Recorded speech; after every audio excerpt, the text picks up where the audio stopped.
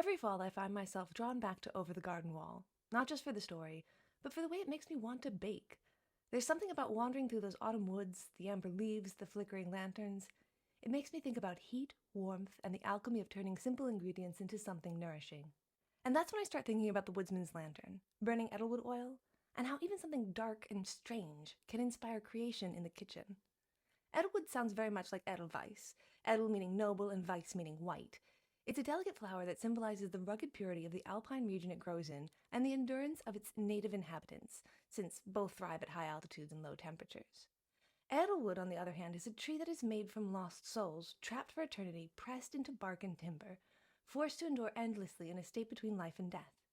It's Edelweiss inverted, light transformed into shadow, softness hardened into wood, everlasting, but this time in death. A haunting version of immortality, beautiful and horrifying all at once. The eternal made dark and then literally turned into fuel for grief. And that duality feels so much like autumn to me. Everything dying, but beautifully. And I always find myself wanting to create something in that space. To bake, especially. Maybe it's the comfort of it, maybe it's the alchemy. And that brings me to the first episode of this show, which is called the Old Grist Mill.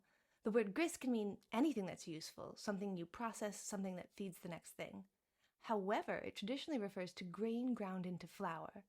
So I started wondering, if the grist in Over the Garden Wall were the souls of the lost, what kind of bread would that make? I pictured a loaf with black, inky swirls, like the souls pressed into edelwood. A haunted harvest bread. And the thing about sourdough is, it's alive. A living culture, bubbling and breathing, transforming what's dead into something that feeds us. How very on brand for a fall bake to have the alchemy of turning decay into sustenance, death into fuel. Just like the edelwood oil fueled the lantern. And that's when I found this recipe for black sesame swirled sourdough by Sourdough Brandon. It felt like it came straight out of the unknown. Nutty, but with that living tang of sour and a ghost of sweetness. Like something that remembers being alive once.